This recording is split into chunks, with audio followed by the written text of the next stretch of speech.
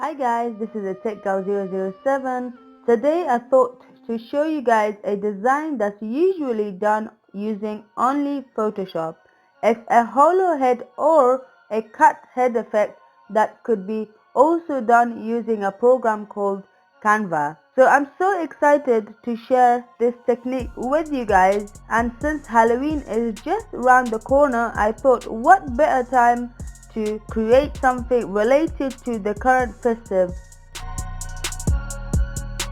So don't forget to follow me on other social media platforms such as Instagram, Facebook and Twitter, where I post all sorts of updates, tips and techniques all the time for you guys to enjoy and learn from. So let's go ahead and get started, and be sure to subscribe for more. Right, so this is the picture that I got my inspiration from. So let's go ahead and see how we do this in Canva. This was originally done on Photoshop, which obviously seems quite hard, and this is what I'm going to be showing you guys. So this is the original image and this is what I converted it to, and making it like a Halloween theme. Right, so the picture of the girl, I went on to the pixabay.com, that's where I got it from. So I searched for fashion and then I went down and found this image. So it's got all the makeup on her as well, so it's like black makeup and also very dark makeup, which can be a good fit for Halloween. So I went on and downloaded this. So the first time when I downloaded this, it came up as a file that wasn't JPEG or PNG. So if I right click, go onto the properties, you can see that it's a web page. So to make this as JPEG or PNG, I double clicked on it for it to open. So I opened in Chrome. Now what I did was I print screen this from my keyboard. So I pressed on the print screen button on the keyboard. Then I went to paint and pasted that in here. So that's Control V, and what I did in paint was that I cropped the image as such. Select crop and then just cropped it without selecting the black areas outside the image, and then I pressed on crop and save this as PNG, which is usually a high resolution. So then it got saved. So the reason I did that is to convert it into an image as opposed to being a web page. That's because Canva wouldn't allow a web page to be uploaded onto their site to be used as an image. So now if we come to Canva, I usually for this kind of design select something like a poster. That's just the kind of dimensions I like to work with, but you can select any other dimensions if you'd like. So this is a blank canvas, and for the background I went on to the background in here and selected this one. So if you go down a little, you'll find it. So it's in here. You click on it, it will just snap in here, and that will be your background. And then I went on to upload. I uploaded the image from here, of course, and then I selected the picture. However, you can see that there's no background in here. It used to be white. So I went on to the website that I've shown you guys before. You can obviously remove the background in Canva, but that's for the paid version. If you have it, that's great, you can use it. But if you don't have the paid version of Canva, you can go to a website called remove.bg, which I've also said that on my other tutorials previously. So you just upload the image and then you can just download it from here. Okay, so if I go back here, I've got this in here, and then you just upload it as an image, just like so. I've got this in here. I'm just gonna bring it towards the middle. I would like it to be centered. So you can see right now the background has vanished, and I get quite annoyed over Canva for doing that. It happens all the time unless you kind of like tweak a little bit. You go back on the background and then you select the background. For some reason it will sometimes not stick to it. So what I'm going to do is go back. So what I would like to do is on my keyboard press on Ctrl Z, and this should bring the background back again. Right, so in here you can see that the image is brought down right up to just before her shoulder line. So that's what I'm gonna have to do in here. I'm gonna have to bring this right down and just before her shoulder line, and that should be sufficient enough. Now to cut the head, we need to do some tweaks in here, but before that, let's put all the other elements that we need. So we go on to elements in here, and then for the neck tattoo, we go on to here onto the elements, and then we say flower. So you search flower in here, and then you find this tattoo in here. So I'm just going to bring this, click on it to bring it over, make it a little bit smaller, and then just put it in here, maybe a little bit up. Okay, so this should be good enough. I'm gonna make it a little bit small. We go to Halloween in here. Right, so I've got these two pumpkins in here. I'm just going to bring this, make it a little bit small, and bring it somewhere right here, and then the other one. So this web, we can get it from here as well. We've got this web, you can select any of the webs, but then what I did was change the color. So I changed the color to a color that could resemble her skin color. So I went on to colors and I selected this color. So basically, when you upload an image to Canva and you bring it onto your canvas, then image palette is created for you guys, so you can select from those colors, and that way you can match whatever you want to the original image. Sort of right here, and I'll position it to back. Now the color is the same color in here, so I'm just going to leave it as it is. Right, okay, so then we have got this trick or treat. So where I got that from is a website called, right, so the website is called pixels.com. I've shown this in my other tutorials as well. Right, okay, so Halloween neon background, that's what I've searched for. And right, so this was the one that I selected, and as you can see that there's a pink background in here. What I did was went on to remove background and remove the background, and then it was left just with the black area as well as the white text. Okay, so then I brought it into Canva. So if I go upload, and I've got this in here without any background of any sort, so I just put it in here. So the spider is where I got, is just in the element section, so you don't have to go anywhere else to look for it. So this was the spider. So the spider was originally black. What I did was I clicked on it, went on to the color palette of this, and I selected a color that matches the trick or treat color.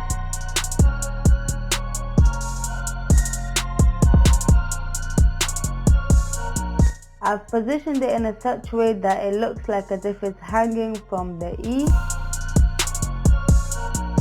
Right, okay, so now let's go ahead and add some other elements to this.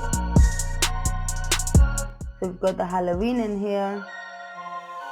So where I got that from is also from the element section. So in here you can see we've got this.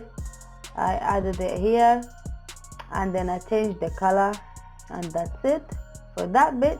Alright, so the easy bits are all done now, and now let's go on to the hard bit. Right, so what I'm going to do at this stage is I'm going to really lock all these, so then it doesn't move while I'm doing some kind of editing.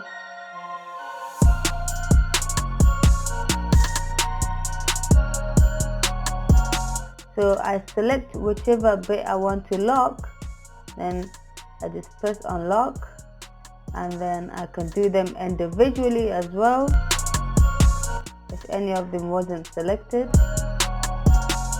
and just lock it. I'm going to unlock this image because it kind of got locked while I was doing the other one, so don't need to lock that. Right, I'm just going to bring this image a little bit more down.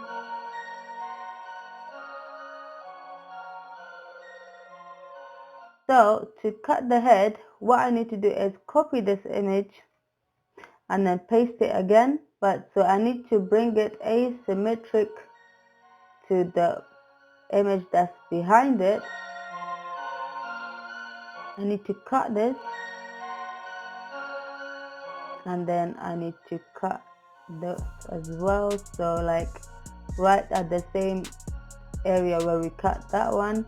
So then I'll bring this in here, somewhere here should be fine. So to give it this like an open head effect or open skin effect or whatever you want to call it, I'm gonna have to go to shape and find a circle, which is here.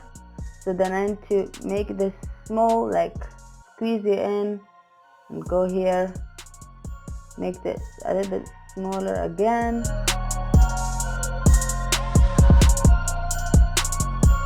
get it to an angle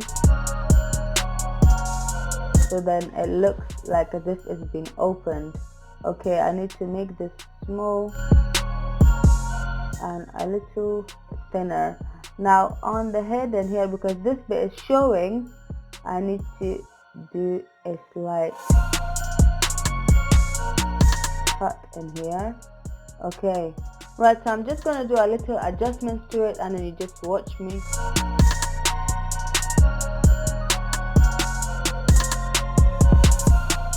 Now what I'm going to do, I'm going to just duplicate this, copy and paste, and I'm going to make it a little bit smaller. Need to change the color first. I'm going to change the color to a little bit of a darker color, so it basically means that it's the second layer of the skin, or maybe like the inner layer, if you know what I mean. So it proper looks like a cut, you know. Right, okay, so now it's time for the spiders. But before that, the easy bit that I would like to bring in here, that I went onto Google and searched in here half spider web PNG. Right, and I got this image. So this was the one that I selected. Okay, so the background is not meant to be showing, so it's a PNG file. So that means that when I'm bringing it to Canva, so it's basically going to be a transparent background. So if I go onto Canva now, so it's like a half web.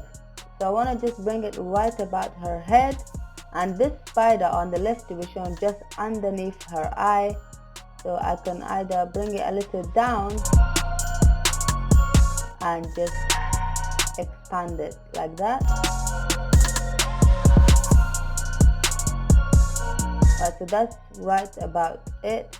Then I can just cut it on the side in here. So that's it for the whip. Okay, now the little spiders that we need to put on top of the head is where I got all of them from Canva as well. I went onto elements and searched in here spiders. So I basically selected any, to be honest. So like for the first one was this one here. So it doesn't have to be exactly as what I have in here, and then I went on and changed some of the colors. So I changed this to like a whitish color, and then I took it to the background. So basically what this means is that it's emerging from the inside. Alright, so I'm just gonna go ahead and add all the other little spiders in here. So like this one,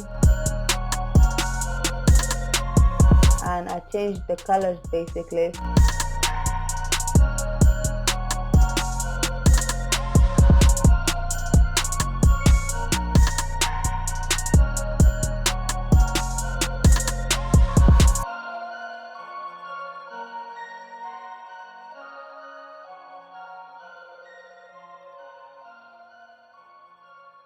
So I want to change the color of this spider the same color as this bit here, so as if it's coming from there. So if I change the color to this one, looks exactly like that color. Right, so there's a few more that I had in here. There's this one that's got only the feet, so I took one. For that one, I just took one, moved it, and I changed the color again to that, so that way I know that it's only the feet that's coming out. I've got some small flowers that I put on the sides here. I got that from the flowers. So this is the flower that I chose. I made them small just to make it a little fun, so it's not all just scary. It's got some things in between here and there just to make it fun. Right, okay, so that's basically. So I went ahead and made some more adjustments, movements, and repositioning to the spiders, as well as the half cat head that's at the top, so just like, so it looks very realistic, you know. So I tilted the head a little, the half head, and moved the flowers a bit more further up, you know, just repositioning them. And then with the hairs from the bottom picture, on the sides you can see there's some kind of light showing, and then so as if it's like shining. I want that to be a little bit darker, so I went to adjust on the top, and then I changed the vignette to 83. So it was 0 before, and now I changed it to 83. So now you can see that there's a dark shadow that can be seen there, and now that looks better than before, from my perspective at least. And then on the top line of her head, where the bottom bit is, I put a line in there. I got that from Elements as well. I searched for line, and then I placed it on there. I just moved it a little so it comes right about her headline. So that just gives it a feeling that as if it's been cut from there or it's been ripped off. So I'm just gonna double check I haven't missed anything. Okay, so that's basically it, really. And then I went on and downloaded it from here as a PNG file. And that's it, guys. You can use this poster anywhere you want, on your Instagram, maybe Facebook, wherever you want. Alright guys, so I hope you like this design. Don't forget to follow me on Instagram, Facebook, and other social media platforms, where I will be uploading all sorts of tips, tricks, and things to do with design, editing, and some reviews of any useful product to you guys. Okay, so I'll see you guys on my next video. Take care, and if you do have any suggestions, do put them down on the comment side below, so then I will know what things you want me to recreate for you guys, or anything else that you wanted me to do. Alright, take care, bye.